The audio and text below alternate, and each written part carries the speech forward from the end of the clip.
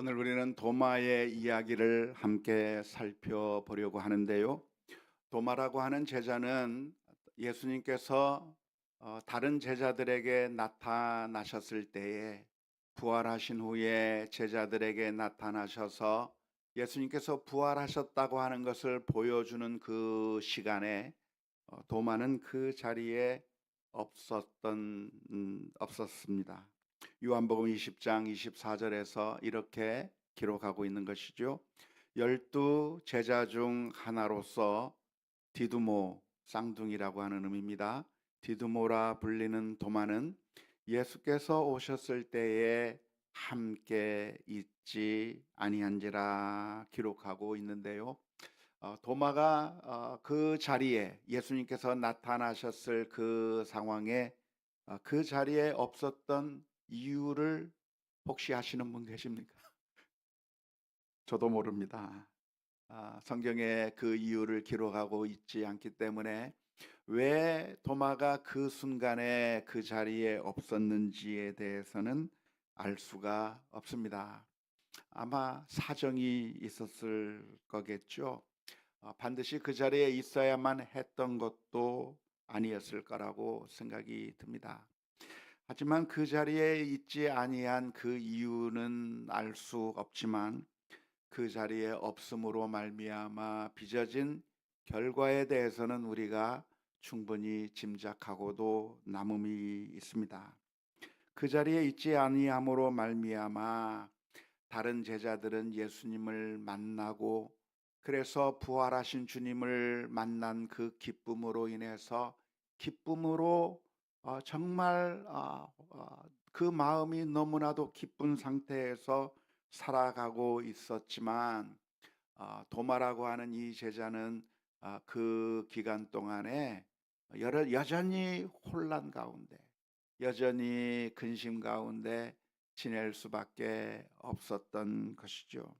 무려 8일 동안이나 다른 제자들은 너무나도 흥분이 되고 너무나도 기쁘고 너무나도 행복한 그 시간을 보내고 있었던 그 기간에 유독 도마라고 하는 이 사람만큼은 여전히 슬픔 가운데 여전히 고통 가운데 혼란스러운 가운데 지내고야 말았다고 하는 것이 결과라고 하겠습니다. 저는 목회를 하면서 늘 느끼고 있었던 것이 있는데요. 그것은 있어야 할 자리에 있는 것이 참 중요하다라고 하는 것입니다. 없어야 할 자리에 없고 있어야 될 자리에 있는 것이 그게 정말 가벼운 것처럼 보이지만 정말 중요하다라고 하는 것을 새삼 느낄 때가 참 많이 있습니다. 있어야 했던 그 자리에 없어서 그 자리에 없었던 이유가 무엇이었든지 간에 그 자리에 없음으로 말미암아 점점 믿음이 떨어지고 믿음이 연약해지고 결국에는 그 믿음의 길에서부터 떨어져 나가는 경우를 종종 보게 되었던 것이죠. 성도의 교제의 자리에라고 하든지 예배의 자리라고 하든지 우리가 함께 모여서 예배하기도 하고 함께 교제하기도 하는 그 과정들이 정말 중요하다고 할 수가 있겠는데요. 특별히 예배의 자리라고 하는 것이 얼마나 중요한가. 정말 예배의 자리에 나와서 하나님 앞에 같이 예배하고 찬양하고 기도하고 말씀을 듣고 하는 이 일이 정말 중요하다고 할 수가 있겠는데 많은 사람들이 그런 일들을 종종 빠지게 되고 때로는 등한시하게 되고 예배 자리를 쉽게 빠지는 경우가 있는데 아마 그렇게 쉽게 빠지게 되는 이유가 있다고 한다면 이런 생각을 하기 때문이 아닐까 싶어요. 예배는 늘 드리기 때문에 매주 예배를 드리는데 그 많은 예배 가운데서 한 번쯤 빠지는 거 그냥 몇 번 빠지는 거 그렇게 큰 문제가 되겠는가라고 생각하는 것이죠. 어쩌다가 밥 한 번 굶는다고 죽는 게 아니잖아요. 그러니까 어쩌다가 밥 한 번 굶었다고 해서 완전히 그 사람이 인생이 죽는 것이 아닌 것과 마찬가지로 늘 있는 예배, 늘 우리가 만나는 그 교제, 늘 하는 그 거기에서 한두 번 그냥 빠지는 것이 그렇게 큰 문제가 되겠는가 하면서 가볍게 넘기는 경우가 많이 있는 것 같습니다. 특별히 우리가 예배가 일상화되다 보면 예배 가운데 감동도 없고 어떤 때는 그냥 무기력하게 졸다만 가는 것 같기도 하고 어떤 때는 내가 예배에 참석한 그런 의미를 못 찾는 것 같기도 하고 어떤 친구의 모임 가운데 별로 나는 소외를 당하는 것 같은 느낌을 받기도 하고 때로는 따분하기도 하고 지루하는 그런 경험도 있어서 그래서 큰 의미를 찾지 못하는 경우가 많이 있고 그래서 그 열정들이 식어버려서 예배의 자리에 나오는 것을 등한시하거나 또는 성도의 교제의 자리에서 빠져버리는 것이 별로 아무렇지도 않게 생각되는 경우가 있는 것이죠. 뿐만 아니라 무엇이 우리의 발목을 잡을 때가 있습니까?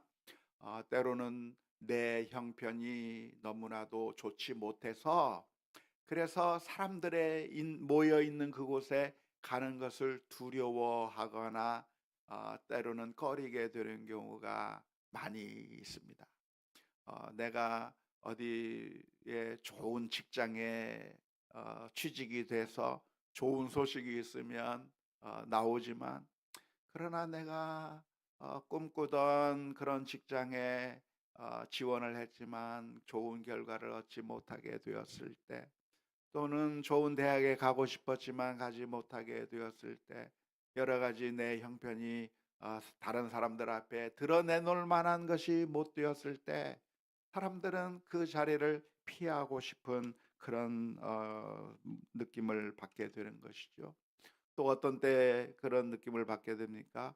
부부 싸움을 해 가지고 그래서 기분이 참 힘들 때 내 마음이 너무나도 힘들 때 사람들이 있는 곳에 나아가는 것이 어렵다 생각이 되기도 하고 때로는 비가 와서 못 오겠다고 하고 그런 경우가 많이 있는 것이죠. 하지만 성경에서 우리에게 권면하고 있는 그 권면이 무엇입니까? 히브리서 10장 24절에서 25절의 말씀 가운데 이렇게 권면합니다. 서로 돌아보아 사랑과 선행을 격려하며 모이기를 배하는 어떤 사람들의 습관과 같이 하지 말고 오직 권하여 그 날이 가까움을 볼수록 더욱 그리하자 권면하고 있는 것이죠. 서로 권면해서 서로 이야기를 해서 함께 모이고 함께 예배하고 교제를 나누는 이것이 얼마나 중요한가. 이게 너무나도 중요해요. 얼마나 중요한지 몰라요. 그 많은 늘 반복되고 늘 하는 것이고 그래서 어쩌다 한 번쯤 빼먹어도 괜찮을 것 같은 그런 것처럼 보이는데 그게 아니라는 거예요. 대단한 선수들을 보면 어떻게 합니까? 대단한 선수들은 잠시도 쉬지 않습니다. 예를 들어서 손흥민 선수와 같은 선수는 그 정도의 축구의 실력이 있으니까 하루쯤 연습 안 해도 실력이 줄어들지 않겠죠? 그런데 보면 매일 연습해요. 매일 연습. 세계적인 첼리스트가 있는데 그 첼리스트가 90의 나이가 되었는데도 매일매일 연습해요. 왜 연습하는가? 연습하지 아니하면 안 된다는 거예요. 매일매일 하는 거예요. 또 반복하고 또 반복하는 거죠. 우리가 어떻게 해야 되는가? 우리가 마음을 다해서 함께 예배하는 자리에 참여하고 우리가 함께 교제하는 자리에 참여하고 의미가 없다고 생각하고 내가 지루하다고 생각하고 따분하다고 생각하고 아무 의미가 없다고 생각하면서 그냥 안시해버리고 그냥 지나쳐버리는 것이 아니라 그런 것으로 인해서 우리의 믿음들이 흔들리기 시작해 버린다고 하는 경각심을 가지고 함께 모이기를 피하는 그런 모습을 가질 것이 아니라 더욱더 함께 서로 격려하면서 모이기를 힘쓰는 우리 모두가 다 되어야 될 줄로 믿습니다. 특별히 마음이 힘들 때일수록 사람들 보기 민망하고 내 처지가 너무나도 힘들수록 어떻게 해야 되는가? 예배의 자리로 나와야 되는 거예요. 예배의 자리에 나오면 하나님의 말씀으로 다시 위로를 받고 다시 새 힘을 얻고 하나님께서 부어주시는 은혜를 경험하게 되고 늘 드리는 예배이기 때문에 아무것도 아닌 것처럼 생각되지만 그 자리에서 하나님께서 때로는 우리의 심령을 움직여 주시는 하나님의 은혜를 체험하게 되기도 하고 그래서 힘들고 어려울 때 주님 앞에 나와 예배하다가 하나님께서 주시는 은혜 때문에 다시 마음의 회복을 얻어서 부부 사이가 다시 회복되기도 하고 힘들고 절망적인 상황 가운데 포기하고 싶어도 주님 앞에 나와서 함께 예배를 드리다가 다시 새 힘과 용기를 얻게 되기도 하고 힘들고 어려울수록 어떻게 해야 되는가? 그냥 숨어 들어가 버리지 말고 방 속에 처박히지 말고 함께 나와서 교제하고 또 함께 나와서 예배하는 자리에 나올 때 우리가 다시 새 힘과 용기를 얻게 되는 그런 놀라운 유익이 있는 줄로 믿습니다. 한나라고 하는 여인은 너무나도 힘들었어요.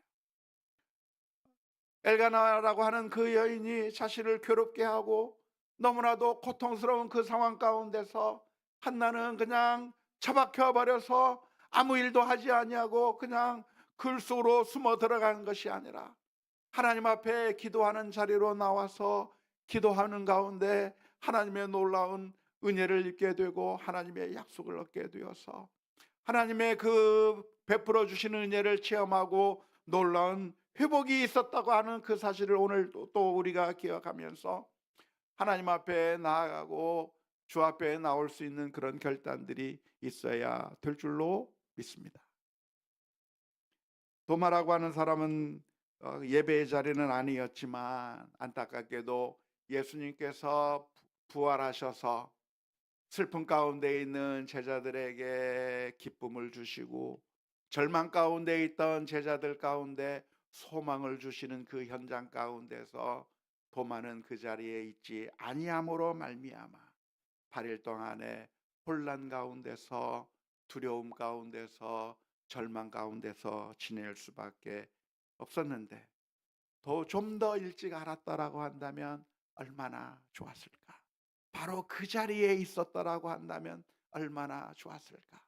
매일매일 우리가 하나님 앞에 나아가고 은혜의 자리에 사모하며 우리가 정말 하나님의 은혜 가운데 나아가는 것을 소망하면서 살아가는 우리 모두가 다 되어야 될 줄로 믿습니다. 놀라운 것은 예수님께서 그런 도마 한 사람을 위해서 다시 찾아오셨습니다.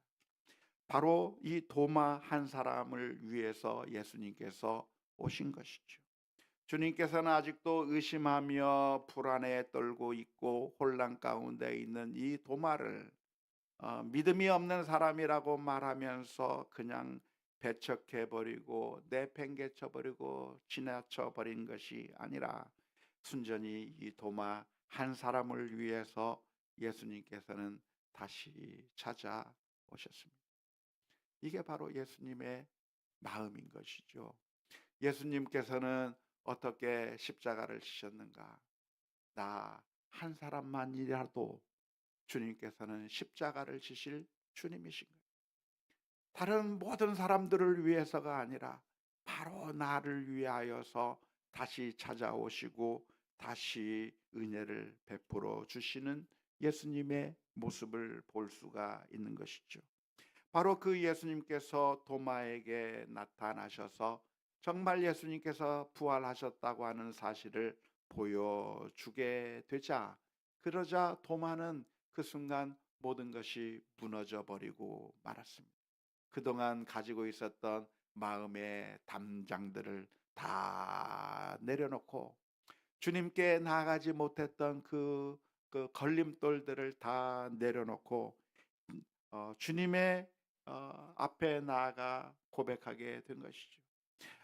이 도마는 제자들을 향해서 무슨 이야기를 했습니까? 내가 내 눈으로 예수님의 손에 그 못자국을 직접 보지 않고는, 내 손가락으로 예수님의 그 상처에 손을 직접 넣어보지 않고는 내가 예수님이 부활했다고 하는 사실을 도무지 믿지 않겠다고 그렇게 강하게 이야기했던 사람인데, 바로 이 도마가 예수님 앞에 엎드리게 된 겁니다. 나의 주, 나의 하나님이시니이다.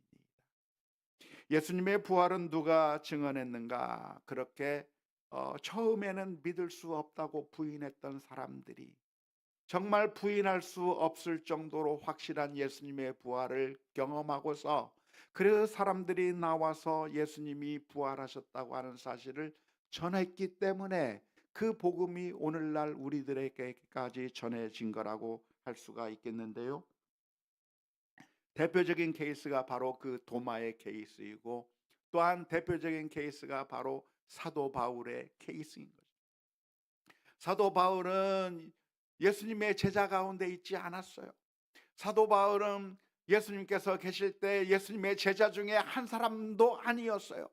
오히려 교회를 핍박하고 정반대해서 예수님이 부활했다고 하는 그런 거짓말을 내가 인정할 수 없다고 하면서 교회를 핍박하면서 앞장섰던 바로 그 사람이 예수님을 만나게 된 후에 부활하신 예수님을 경험하고 난 다음에 완전히 180도로 변화되어서 자신이 가지고 있던 모든 기득권들을 다 내려놓고 가만히만 있어도 승승장구할 수 있었고 가만히만 있어도 행복한 삶을 살 수 있었던 그 바울 사도가 자신이 가지고 있던 모든 것들을 다 배설물로 내려놓고 예수님을 전하기 위해서 고난의 길로, 예수님을 전하기 위해서 결혼도 하지 아니하고 완전히 자신의 모든 생애를 다 바치면서 감옥에도 갇히고 모진 매를 맞으면서 고난을 당하는 가운데서도 그럼에도 불구하고 예수님을 전하기는 그런 사람으로 변화된 그 놀라운 역사가 성경에 기록되어 있는 겁니다.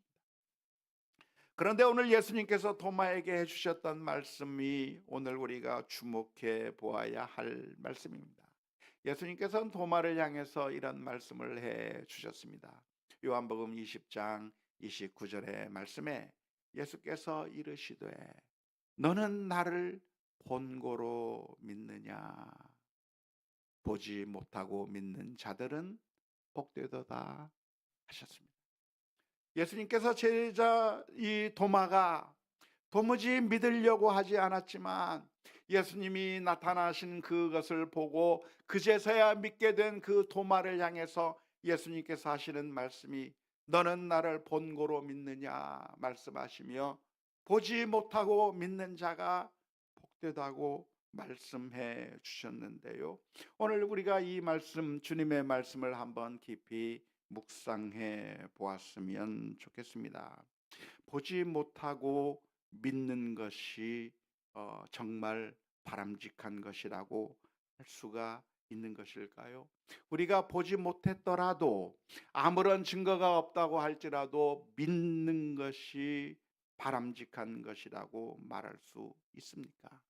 성경에 찬송가에 보면 눈에는 아무 증거 아니 보여도 믿음만을 가지고서 걸어가야 한다고 하는 그런 찬송가도 있는데, 우리의 믿음이라고 하는 것은 증거가 없어도, 아무런 눈에 보이는 증거가 없다고 할지라도 무조건 믿어야 하는 것이 그게 잘하는 것일까요? 묻지도 말고 따지지도 말고 팥으로 매주를 쓴다고 할지라도 그냥 믿어버리는 것, 그냥 우리의 이성은 내버리고 그냥 믿는 것이 그게 바로 주님께서 우리에게 원하시는 것이라고 할 수가 있는 것일까요? 정답은 그렇지는 않습니다. 예수님께서 보지 못하고 믿는 자가 복되다고 말씀하셨지만, 그러나 성경에는 정반대의 말씀도 많이 기록되어 있기 때문에 그런 것이죠. 우리는 성경을 읽으면서 어느 한 구절에 있는 말씀만 바라볼 것이 아니라 성경 전체에서 무슨 이야기를 하고 있는지 골고루 전체적인 의미를 다 살펴보아야 하는데요. 그러지 아니하고 성경에 나온 몇몇 표현들만을 마치 금과 옥조처럼 생각하면서 그것이 전부인 거라고 생각한다고 하면 안 되는 것이고, 성경 전체의 가르침이 무엇인가를 따져보면서 정말 하나님께서 우리에게 원하시는 것이 무엇인가, 주님께서 우리에게 가르치시고자 하는 메시지가 무엇인가에 대해서 생각해 보아야 하는 것이죠. 예수님께서는 보지 못하고 믿는 자가 복되다고 말씀하셨지만, 또한 성경 다른 곳에서는 정반대로 말씀해 주시는 말씀도 있습니다. 예를 들면 어느 말씀일까요? 요한일서 4장 1절의 말씀이죠. 사랑하는 자들아, 영을 다 믿지 말고 오직 영들이 하나님께 속하였나 분별하라. 많은 거짓 선지자가 세상에 나왔습니다. 우리가 이야기를 들을 때마다 설교자가 강단 위에서 설교를 하면 무조건 아멘으로 받아들여야 되는가? 하나님의 말씀이니까, 강단 위에서 선포되는 말씀은 하나님의 말씀을 풀어서 우리에게 전해주시는 것이니까 무조건 아멘으로 받아들이는 것이 그것이 유익한 것이라고 말할 수가 있겠는가? 그것이 경우에 따라 다를 수 있다고 하는 의미입니다. 강단에서 들려지는 메시지는 무조건 아멘 하면서 무슨 말을 전하든지, 강단 위에서 목사님이 선포하는 말씀이라고 한다면 무슨 말을 해도 아멘으로 대답하고 그 말에 무조건 따라야만 하는 것인가? 요한일서 4장 1절에서는 아니라고 말씀하고 있는 겁니다. 강단 위에서 선포되는 그 메시지가 정말 하나님에게 속한 말씀인지, 하나님께서 우리에게 전해주고자 하는 그 말씀인지 아닌지 분별해야만 하는데, 왜냐하면 이 세상에 수많은 거짓 선지자가 나왔기 때문이고, 강단을 이용해서 잘못된 메시지를 하나님께서 우리에게 전하는 메시지가 아니라 사람의 말을 전하고 사탄의 말을 전하고 전혀 다른 메시지, 성경과는 다른 가르침을 전하는 경우가 많이 있기 때문에 영들이 하나님께 속하였나, 그 메시지가 과연 하나님께서 우리에게 전해주시는 말씀인가 분별해야 한다고 성경은 우리에게 가르쳐 주고 있습니다. 성경은 우리에게 이 세상에 수많은 거짓 선지자들이 나와 있어서 마치 양의 옷을 입고 있지만 그 속에는 우리의 모든 것들을 다 노략질하는 이리와 같은 자가, 겉으로 보면 정말 하나님의 선지자 같고 겉으로 보면 거룩한 사람처럼 보이지만 신분은 모든 것이 완벽해 보이지만 사실은 그 속에서 전하는 말이 하나님의 말씀을 전해서 우리의 영혼을 풍성하게 하는 것이 아니라 사실은 우리들을 착취하고 우리의 모든 것들을 빼앗아 버려서 우리를 파멸로 만들어 버리는 그런 악한 잘못된 메시지가 있다고 성경은 경고하고 있는 겁니다. 뿐만 아니라 성경은 어떻게 이야기하고 있는가? 심지어 기적을 행하면서, 기적을 보여주면서 메시지를 전할 때 그 기적을 보면서 무조건 그 메시지를 들을 것이 아니라 그 경우에도 메시지를 분별하라고 권면하고 있습니다. 신명기 13장 1절에서 3절 가운데 이렇게 표현하고 있는 것이죠. 너희 중에 선지자나 꿈꾸는 자가 일어나서 이적과 기사를 내게 보이고 그가 내게 말한 그 이적과 기사가 이루어지고 너희가 알지 못하던 다른 신들을 우리가 따라 섬기자고 말할지라도 너는 그 선지자나 꿈꾸는 자의 말을 청종하지 말라. 이는 너희 하나님 여호와께서 너희가 마음을 다하고 뜻을 다하여 너희의 하나님 여호와를 사랑하는 여부를 알려 하사 너희를 시험하심이니라 하셨습니다. 오늘날에는 그 옛날처럼 그렇게 노골적으로 다른 신을 섬기자고 말하는 자가 없겠지만, 그러나 하나님을 섬기자고 말하면서도 사실은 돈의 신을 이야기하는 자가 있을 수가 있겠고, 성공과 탐욕이 우리가 추구해야 할 것이라고 이야기하며 잘못된 메시지를 전하는 경우가 얼마나 많이 있는지 모릅니다. 그래서 어떻게 해야 되는가? 우리가 무조건 보지 못하고 증거가 없는데도 불구하고 무조건 믿어버리는 것이, 덮어놓고 믿는 것이 옳은 것이 아니라 우리는 분별해야 할 필요가 있다고 성경의 다른 쪽에서는 이야기하고 있는 것이죠. 한편으로는 예수님께서 보지 못하고 믿는 자가 복되다고 말씀하시고, 또 한편에서는 함부로 믿지 말고 분별해야 한다고 하는 이 양쪽의 말씀이 있는데, 우리는 어느 장단에 맞추어서 춤을 추어야 하는 걸까요? 보지 못하고 믿어야 합니까? 볼 때까지 안 믿어야 합니까? 잘 분별해서 납득이 될 때까지 기다려야 됩니까? 아니면 무조건 믿어야 합니까? 정답은 어디에 있습니까? 정답은 아주 복잡해 보이지만 사실 간단합니다. 무엇인가요? 만일 믿어야 될 것이 진실이라면 믿어야 해요.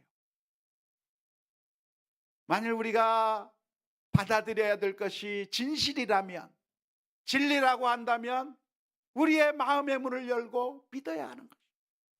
하지만 만일 거짓이라고 한다면 분별해서 믿지 말아야 되는 거예요. 그러니까 우리가 믿어야 될 것이 진실이냐 진리냐 아니냐의 문제인 것이고, 참이냐 거짓인가의 문제인 것이죠. 참이라고 하면 어떻게 해야 될 것인가? 미적거리면서 증거를 더 달라, 증거를 내놔라 하면서 자꾸만 미적거릴 것이 아니라 진리라고 한다면 받아들여야 되는 거죠. 안타깝게도 바리새인들과 서기관들은 어떻게 했습니까? 예수님께서 오셔서 하나님의 말씀을 전하고 하나님의 나라의 메시지를 전하고 그리고 기적을 행하며 엄청난 하나님의 말씀을 전해 주었는데도 바리새인들은 예수님을 향해서 계속해서 요구하는 겁니다. 내가 하나님에게서 왔다고 하는 증거를 보여달라, 더 증거를 보여달라, 증거를 보여달라고 이야기를 해요. 수많은 메시지를 전하고 하나님의 말씀을 전하고 그리고 기적을 보여주었는데도 그것을 다 받아들이지 않으면서 더 기적을 내놔라, 내가 하나님께로부터 온 표적을 내놓으라고 하면서 받아들이지 않는 것이죠. 하지만 세리와 죄인들은 예수님 앞에 나와 엎드린 거예요. 주님을 만나는 그 순간에 나의 주 나의 하나님이라고 고백하게 된 것이죠. 그런데 우리가 거짓이라고 한다면 어떻게 해야 되는가? 단호하게 거부하는 것이, 그게 우리가 취해야 될 자세일 것입니다. 그런데 안타깝게도 사람들은 어떻게 하는가? 거꾸로 해요. 거꾸로. 제대로 해야 되는데 거꾸로 해요. 보이스피싱은 그냥 믿어서 1,000,000원씩 보내면서, 이단들이 가르치면 그냥 믿으면서 자신의 전 재산을 다 낭비해버리면서, 참된 진리를 전하고 하나님의 말씀을 제대로 전하면 미적거리면서 받아들이지 않는 그런 어리석은 모습이 우리들의 모습일 때가 많습니다. 그런 모습을 볼 때마다 너무나도 힘이 빠져요. 왜 진리에 대해서는 사람들이 귀를 막아버리는가? 왜 참된 복음에 대해서는 아무런 반응이 없는가? 그런데 거짓 복음을 전하고 이단적인 메시지를 전하고 잘못된 이야기를 하면 거기에 쑥 빠져서 헤어나오지 못하는가? 열정적으로 따라가는가? 한 번은 예전에 이 동네 길을 걸어가는데 어떤 나이 많으신 분이, 할머니 한 분이 열심히 뭔가를 나눠주면서 전도를 하더라고요. 도대체 이분이 어떤 분인가 궁금해서 받아봤는데, 신천지 이단 전도지를 나눠주고 있어요.